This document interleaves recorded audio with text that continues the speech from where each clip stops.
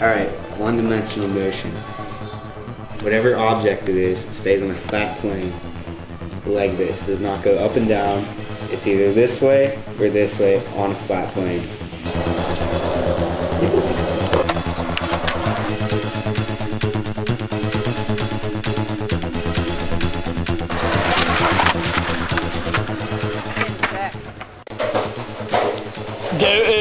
Newton's first law. Newton's first law states that an object with a certain velocity will travel at that velocity until an external force acts upon it, such as gravity or friction or yeah.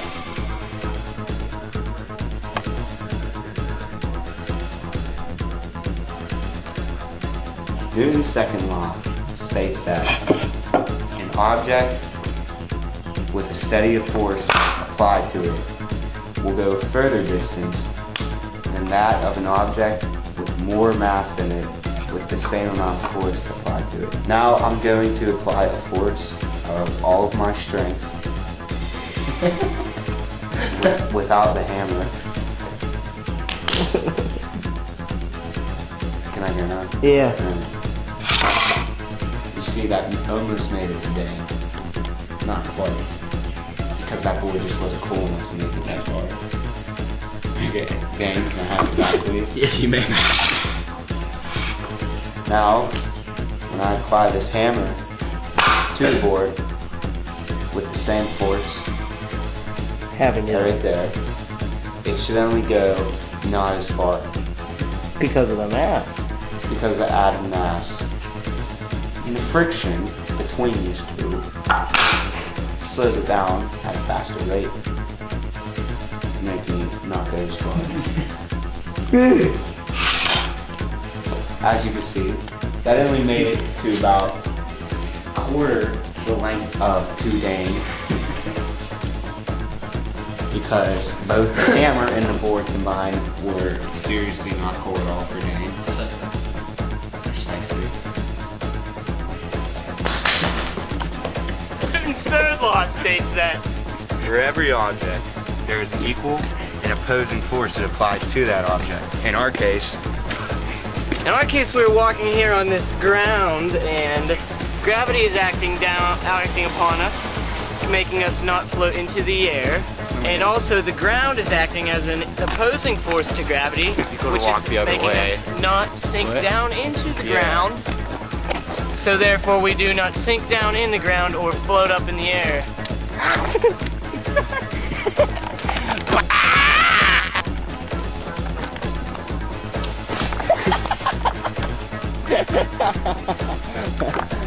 Alright, now that was an example of free fall and air resistance. Free fall and air resistance, and hung from that tree initially at rest, okay, and I fell at a velocity of negative 9.81 meters per second, because that's what you fall at. But if I was wanting to kill myself, say jump off a Dane's, if it was really big, just jump off it 30 feet in the air, higher than that, then I would fall no faster than 120 miles per hour.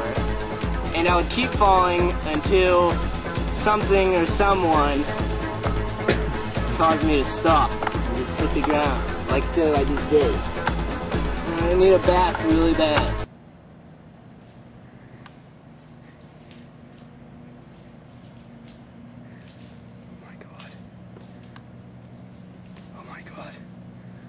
Oh my god.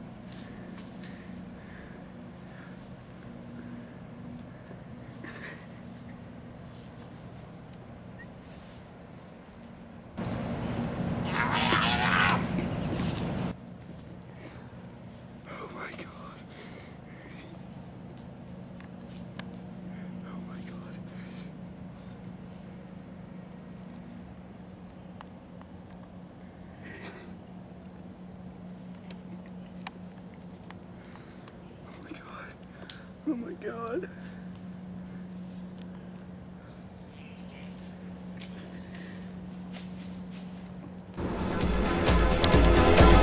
Connecticut.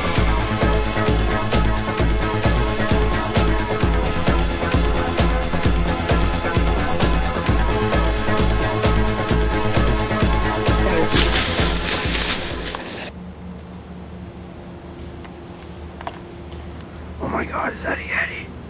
Oh my god, what is that?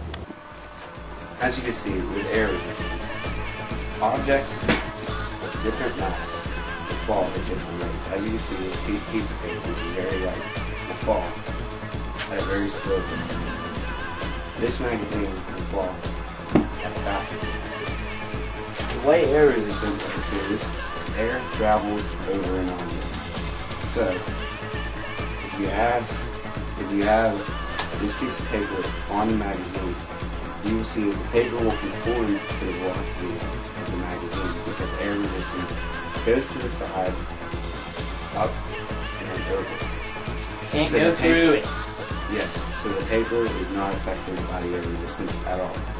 Therefore, it follows the same velocity of the magazine even though it has a different mass. Potential energy is energy being stored in an object.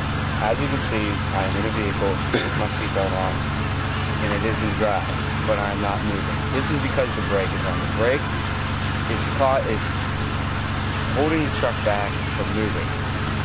Therefore, the energy that the engine is putting into the wheels and tires is stored because it is not having its desired outcome.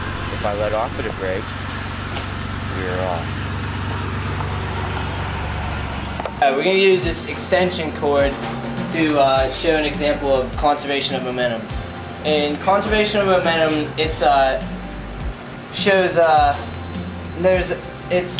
transformation of one form to another part of the object without any external force, as in friction or anything like that. So if I whip this cord up, the force of it going like this should make the whole rest of the cord that's at rest do the same thing and whip up without any other force acting on it. Well, work is someone exerting a force on an object and fulfilling their desired outcome, as lifting weights over in the corner, as I already have done.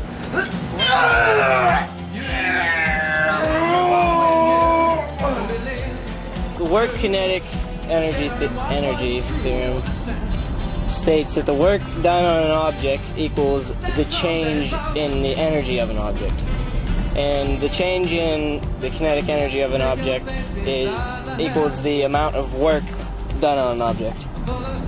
Now, what we did was we started Matt's truck off like from 0 miles per hour at rest, and we off-roaded to get it. We got up, I think it was like around, we accelerated up to like 20 miles per hour, so therefore we changed the potential energy to kinetic energy, and the change in kinetic energy that we overwent the work we've done on that object. So that is the work kinetic energy theorem.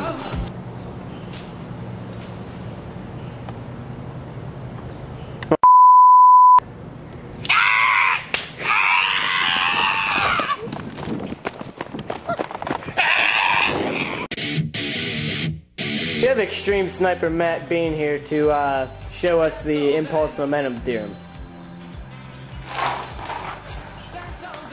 Impulse momentum theorem states that when an object with a set velocity and a set mass strikes another object,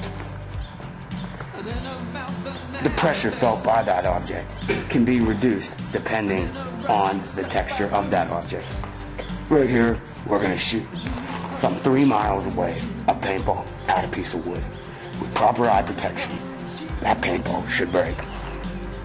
Now, after that, we're going to shoot this paintball from 4 miles away. Now, psych, we're going to go from 3 miles away, and we're going to shoot it at a cotton pillow. Whenever we shoot it at that cotton pillow, the paintball shouldn't break because it is different texture and it absorbs the impact of the velocity of the mass of that paintball.